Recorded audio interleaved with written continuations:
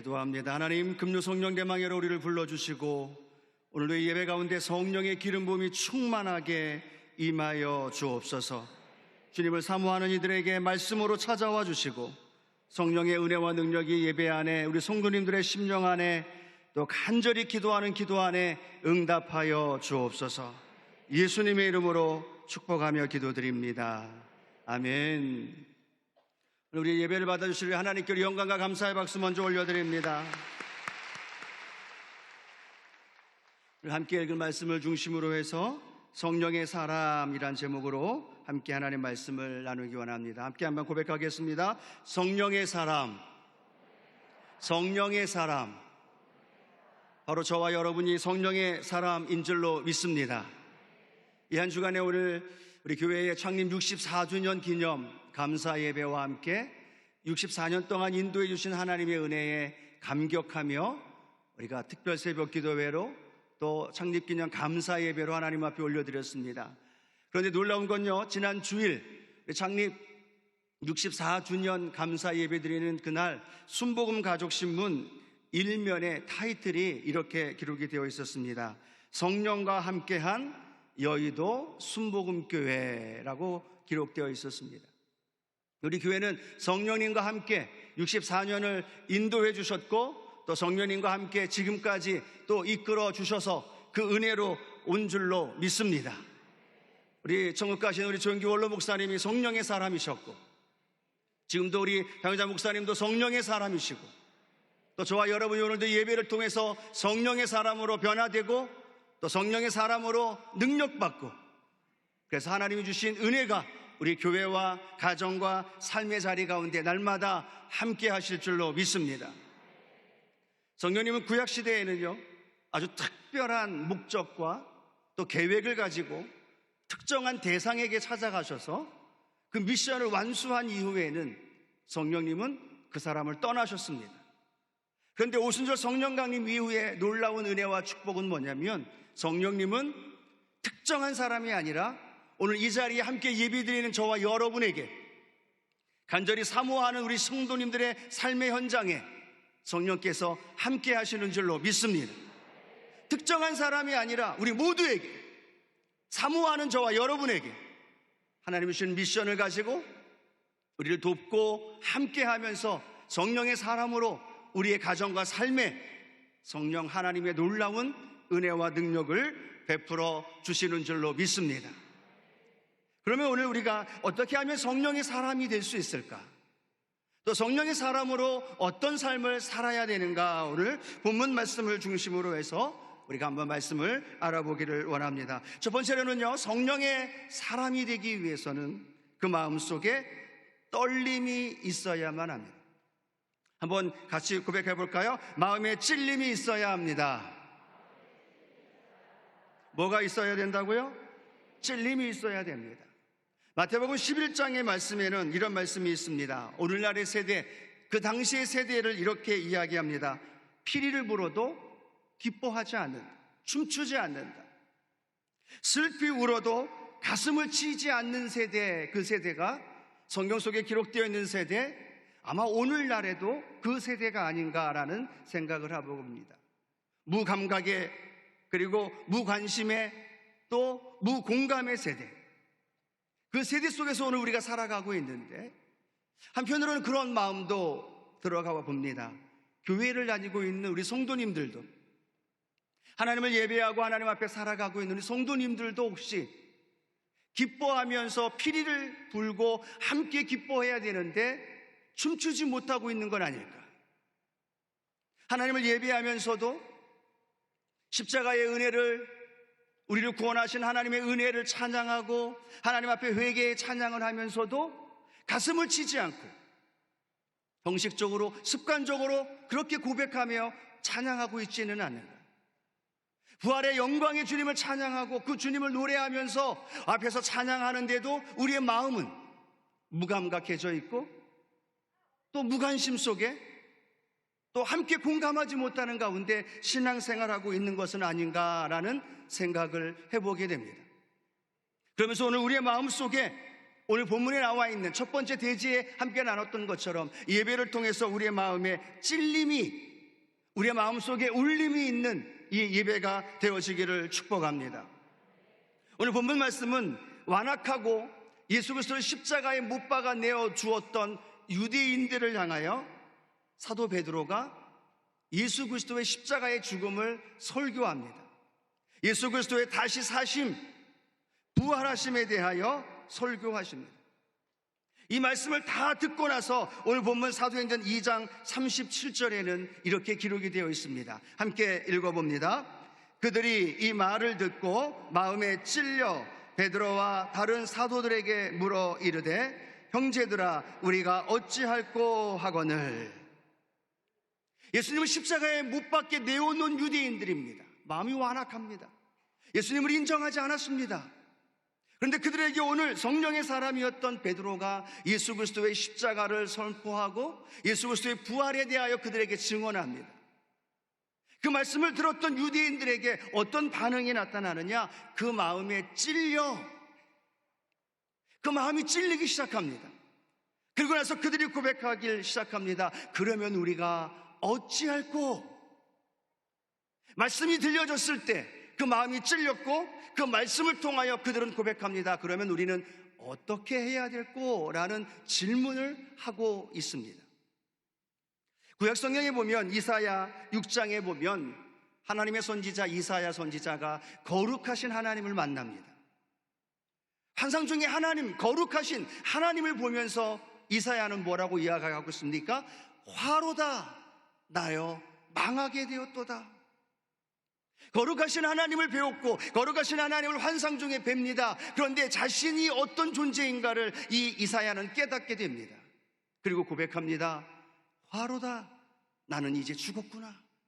죄인 중에 연약한 자신이 거룩하신 하나님을 배웠기 때문에 나는 이제 망한 존재가 되었구나 라고 고백했던 이사야의 고백을 우리는 잘 알고 있습니다. 베드로가 주님을 만납니다. 그리고 베드로는 주님 앞에서 이렇게 고백합니다. 주여 나를 떠나소서 나는 죄인입니다. 그런 주님 앞에서의 고백, 이사야의 고백, 이사야의 고백만이 아니라 그 베드로의 고백만이 아니라 오늘 하나님께 나아가는 저와 여러분의 고백이 되어지기를 소원합니다. 하나님의 말씀을 들어도 찔림이 없고 하나님의 말씀을 들어도 마음에 울림이 없고 하나님을 찬양하고 하나님을 노래하고 하나님 앞에 온전히 예배를 드리는데도 불구하고 내 마음의 무감각 속에서 찔림도 없고 감동도 없고 기대하며 감격하는 마음도 없다면 오늘 유대인들에게 선포되었던 그 말씀을 듣고 그들이 마음에 찔려 우리가 어찌할꼬 이 고백했던 것처럼 오늘 이 예배를 통해서 저와 여러분의 마음에 성령의 음성으로 오늘 마음에 찔리는 은혜가 있게 되기를 축복합니다. 그러면 우리가 어찌할꼬? 라고 우리 주님 앞에 단식하며 고백할 수 있는 우리의 영혼이 되기를 소원합니다. 다윗은 밧세바를 범한 이후에 시편 51편에 보면 놀라운 비밀 하나를 발견하게 됩니다.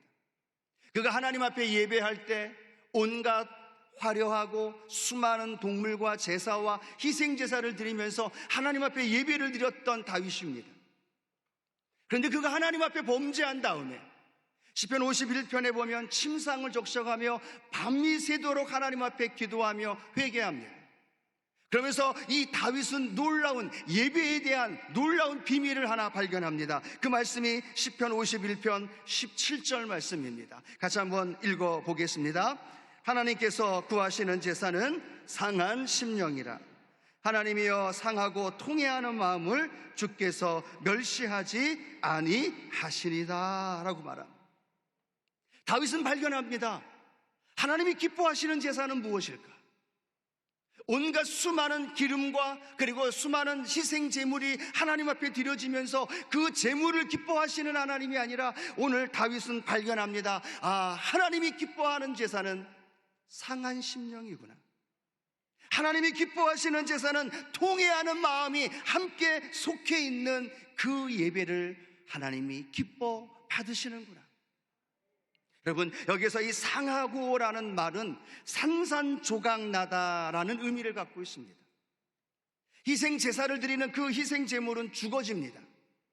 그런데 죽어지는 것으로 끝나는 것이 아니라 그 죽어진 제물의 모든 마디와 모든 각을 떼게 되어집니다.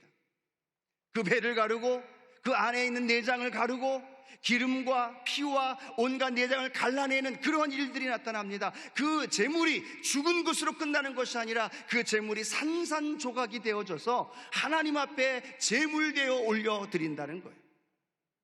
하나님이 기뻐하는 제사는 오늘 우리가 제물되어 하나님 앞에 드릴 때 우리의 영혼이, 우리의 마음이, 우리의 심령이 산산조각이 나야 된다는 거예요. 부담스러우시죠? 산산조각이 되어져야 된다는 사실이에요. 그런데 하나님은 그 예배를 기뻐 받으신다는 거예요. 통회하고 라고 말하고 있는 이 통회는 어떤 의미를 갖고 있습니까? 자기 자신을 무너뜨리고 쳐서 굴복시킨다는 의미를 갖고 있습니다.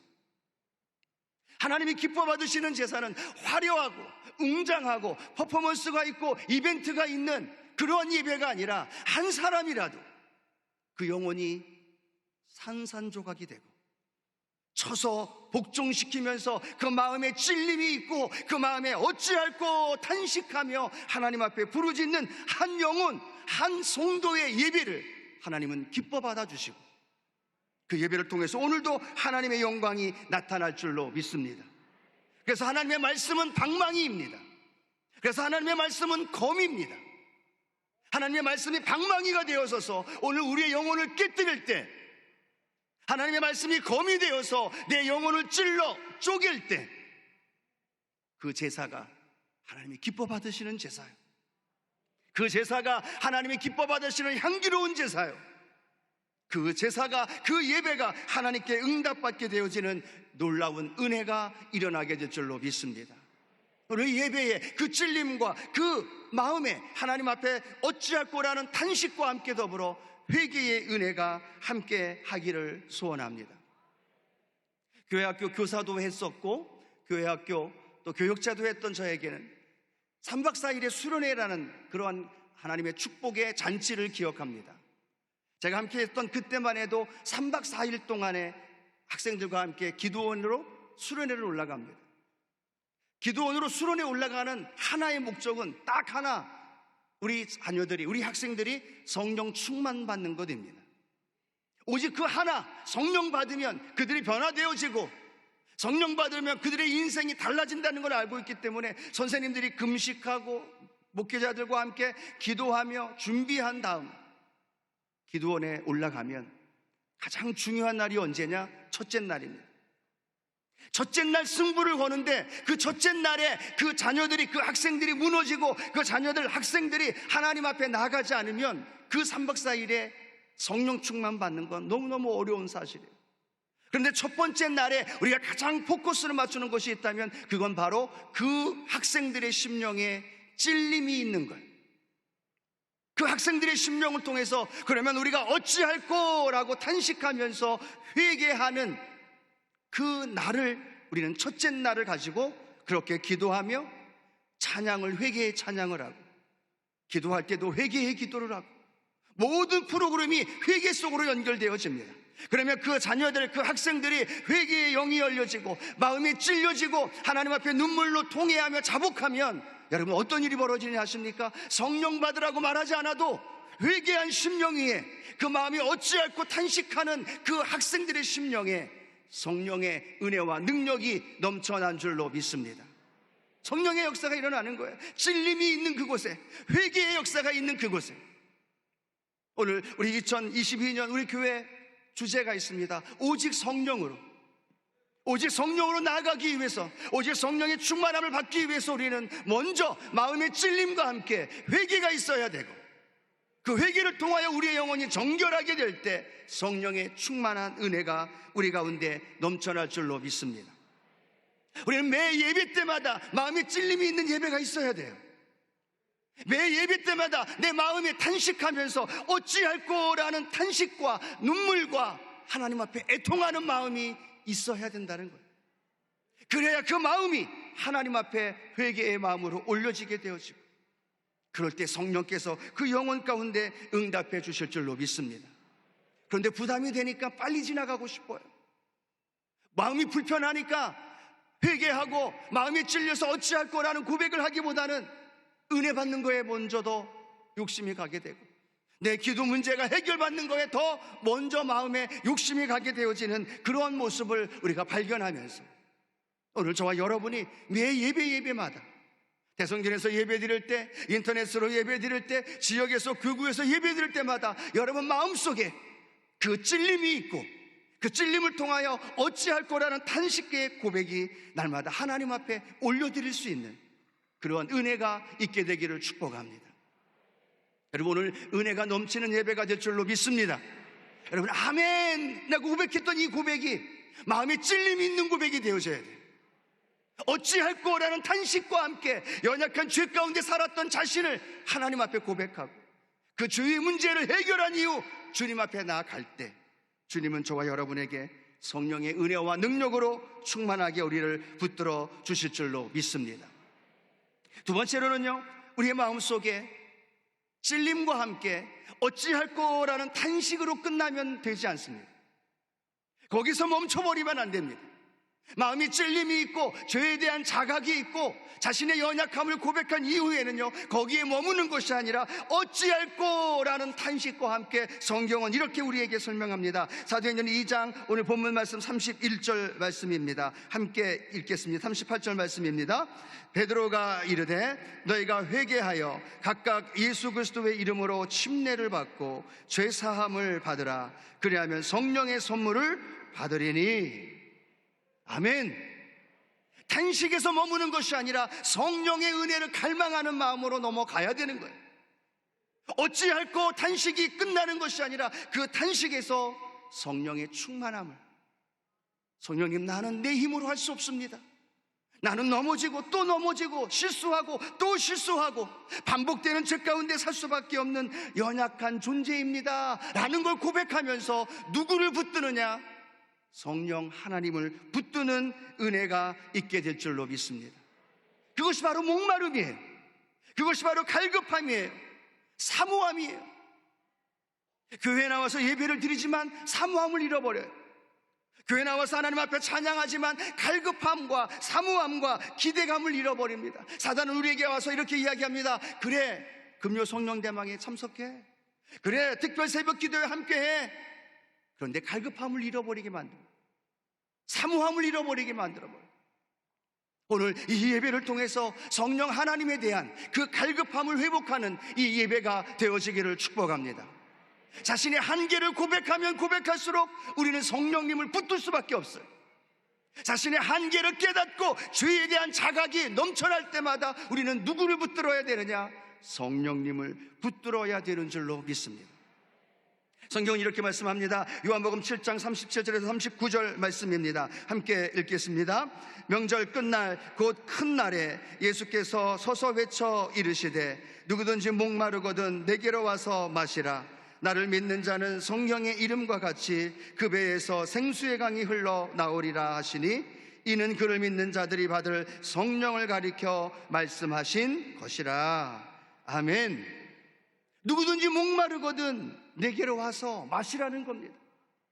어떤 사람이 주님께 올 수 있을까요? 목마름이 있는 사람입니다. 어떤 사람이 주님을 만날 수 있고 어떤 사람이 성령의 은혜와 능력 안에서 성령의 사람으로 살아갈 수 있을까요? 목마름이 있는 사람이에요. 갈급함이 있는 사람이에요. 사모함이 있는 사람이에요. 사도 바울은 오라, 이 사망의 몸에서 누가 나를 좀 건져내 줄 수 있습니까? 탄식합니다. 하나의 법은 육신의 법이고 하나의 법은 하나님의 법입니다. 이 두 법이 싸우는데 날마다 죄의 법으로 끌려가는 자신의 모습을 보면서 탄식합니다. 오호라, 이 사망의 몸에서 누가 나를 좀 건져낼 수 있습니까? 바울은요, 이 탄식에서 머물지 않습니다. 이 탄식에서 그 다음 단계인 성령의 생명의 법이 자신을 구원할 수 있고 자신을 해방할 수 있음을 깨닫고 그 성령의 은혜를 갈망하며 성령의 능력을 체험한 줄로 믿습니다. 그래서 바울은 가는 곳마다 이야기합니다. 술 취하지 마십시오. 성령의 충만을 받아야 됩니다. 성령 안에서 살아야만 합니다. 육체의 욕심을 따르지 마시고 성령의 인도하심 가운데 살아가야 됩니다. 오늘 이 예배가 하나님 앞에 성령님을 사모하며 하나님 앞에 드려지는 예배가 되기를 소원합니다. 언제 우리에게 응답이 일어날까요? 언제 우리가 찬양을 부를 때 눈물을 흘리고, 언제 우리가 기도하며 부르짖을 때 그 기도에 응답이 임할까요? 성령님을 의지하면서, 성령님을 갈망하면서, 성령의 은혜를 사모하면서, 다윗의 자손 예수여 나를 불쌍히 여기소서. 소경이었던 바디메오가 주변의 만류와 주변의 그 못하게 하는 소리를 마다하지 않고 한 번 더 외칩니다. 다윗의 자손 예수여 나를 불쌍히 여겨 주옵소서. 오늘 예배를 통해서 그 성령님을 간절히 사모하고 그 성령의 은혜 안에 거하며 나아가는 귀한 시간 되기를 축복합니다. 어떤 사람이 성령의 사람일까요? 1시간 기도하고 2시간 기도하고 방언을 말하고, 그 사람도 성령의 사람일 수 있습니다. 그런데 어떤 사람이 성령의 사람이냐? 내 삶에 전적으로 성령님 아니면 살 수 없습니다. 성령님 아니면 내가 응답 받을 수 없습니다. 성령님 아니면 내가 오늘 은혜 받을 수 없습니다. 성령님을 신뢰할수록, 성령님을 의뢰할수록, 성령님께 더 깊이 교제와 만남이 있을수록 우리는 성령의 충만한 가운데 능력 있는 삶을 살아가게 될 줄로 믿습니다. 코로나19 이전에 우리의 삶은 너무나 풍요했습니다. 너무나 잘 먹고 너무나 행복하고 너무나 시간도 남고 물질도 남아서 여행을 가고 자신의 쾌락과 즐거움을 누리며 살았던 그때가 코로나19의 이전의 시대가 아닐까요? 그러나 코로나19를 통하여서 우리는 평소에 누렸던 그것이 은혜였다는 사실을 깨닫게 되면서 일상의 것들을 하나씩 빼앗겨가면서 우리는 깨닫고 알아가게 됩니다. 이 모든 것이 은혜였구나. 일상의 것들을 잃어버리면서 우리는 간절함을 회복하고, 일상의 것들을 우리는 놓쳐가면서 또 빼앗겨가면서 우리는 그 소중한 갈망하는 마음들을 회복하는 시기가 바로 이 코로나19를 통해서 우리가 깨달아야 할 은혜인 줄로 믿습니다. 그런데 혹시 지금 그 갈급함을 잃어버리고 있지는 않나요? 코로나19가 오래되어지면서, 기간이 길어지면서 자연스럽게 가정에서, 자연스럽게 유튜브로, 자연스럽게 모바일 앞에서 예배를 드리면서 주님을 향한 갈망을 잃어버리진 않았나요? 오늘 우리 자신을 되돌아보면서 주님 어찌할꼬 라는 탄식만이 아니라 성령님을 붙들고 그 성령님과 함께 걸어가면서 성령의 사람으로 내가 승리하며 살게 하여 주시옵소서. 오늘 이 예배가 그 성령의 은혜를 회복하는, 그 간절함을 회복하는 오늘 이 예배가 되기를 축복합니다. 간절한 분들은 아멘 소리도 크겠죠. 간절한 분들은 찬양하는 모습도 다르겠죠. 간절한 마음은 이 하나님 앞에 나와 예배드리는 시간, 삶의 자리에서도 달라지겠죠.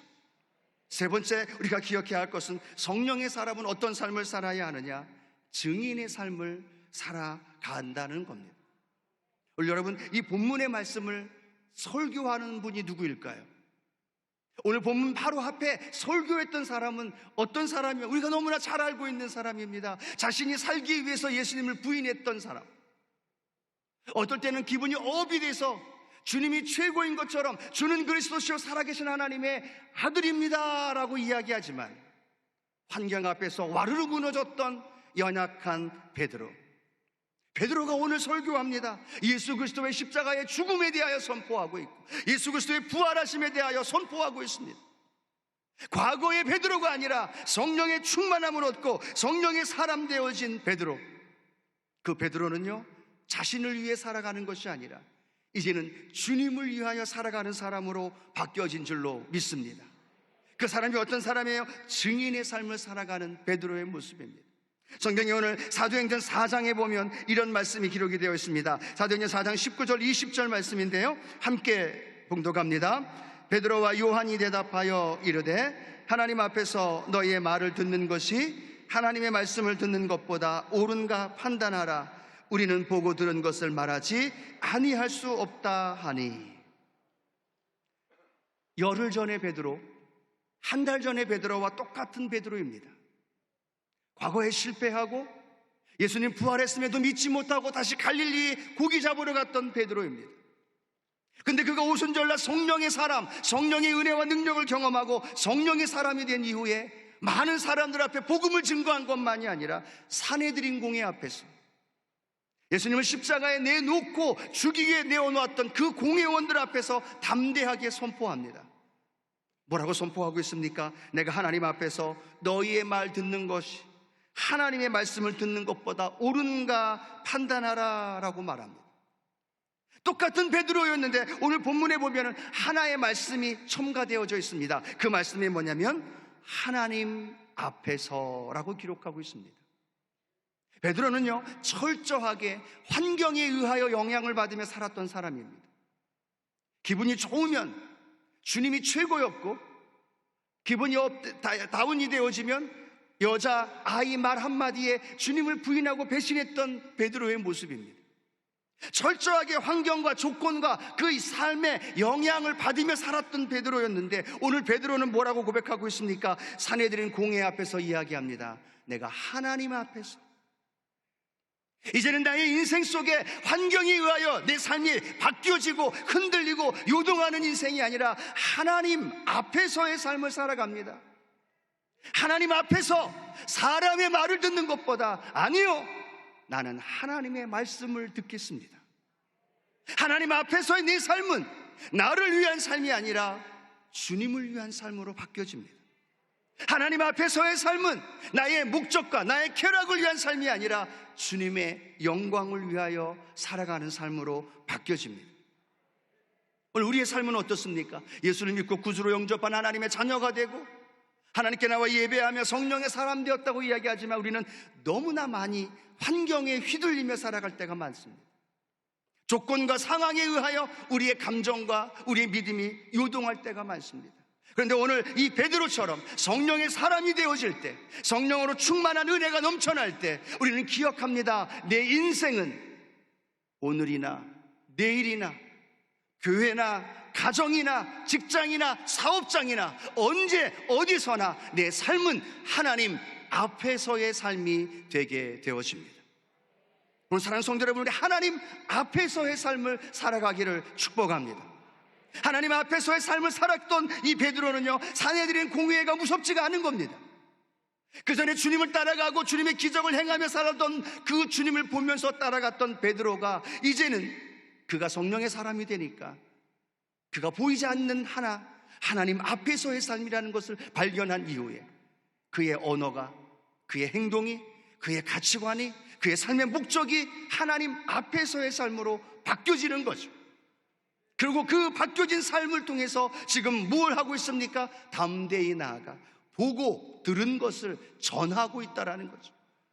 오늘 우리의 인생이 그렇게 우리가 보고 듣고 발견하고 알게 되어진 하나님의 은혜를 늘 경험하며 살아가시기를 축복합니다. 지난 한 주간 우리는 개척교회 목회자들을 통해서 말씀을 듣고 철야에 함께 은혜를 나눴습니다. 이번 한 주간 우리 특별 새벽 기도를 통해 은혜를 나누고 다음 주부터 그 다음 주 계속 되어져서 전 세계에서 흩어져 복음을 전하였던 우리 선교사님들이 우리 여도 순복음교회에 오십니다. 그 선교사님들이 오셔서 말씀을 전하며 또 함께 은혜를 나누고 함께 선교 보고를 하면서 선교사님들의 삶을 은혜를 나누게 되어질 겁니다. 개척교회 목회자들이나 저 아프리카, 아메리카, 저 외진 곳에서, 저 힘들고 척박한 곳에서 복음을 전하는 선교사님들이나 매 한 가지 그분들도 성령의 사람으로 그 삶의 자리에서 보고 들은 것을 전하는 것처럼 오늘도 저와 여러분의 삶의 자리가 선교지가 되고 저와 여러분이 선교사적인 삶을 살아감으로 인하여서 그곳에 성령의 사람으로 놀라운 삶의 변화가 일어나는 은혜가 있게 될 줄로 믿습니다. 그리고 변화시키는 은혜가 있게 되기를 축복합니다. 나만이 아니라 나와 함께하는 가족들, 나와 함께하고 있는 이웃들, 나와 함께하고 있는 직장 동료들을 베드로처럼 변화시킬 수 있는 은혜. 그래서 그들이 우리의 전하는 복음을 통하여서 마음이 찔리는 역사가 일어나고 그들이 우리를 바라보면서 그러면 내가 어찌할꼬? 라고 질문을 할 때 우리는 그들에게 복음을 선포하고 그들에게 성령의 사람으로 인도되어질 수 있는 그런 축복된 성령의 사람으로 살아가는 은혜가 있게 될 줄로 믿습니다.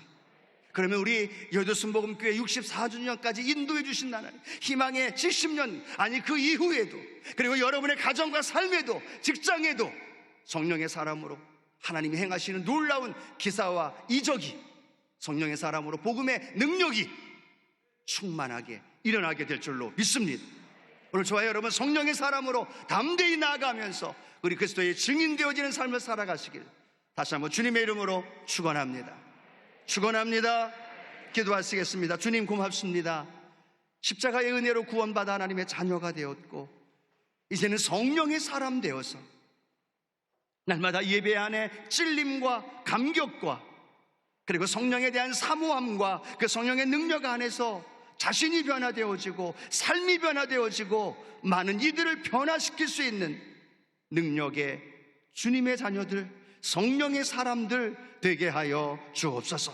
오늘 이 예배 가운데 성령의 운행하심과 강한 기름 부음이 넘쳐나게 하옵소서. 예수님의 이름으로 축복하며 기도드립니다. 아멘.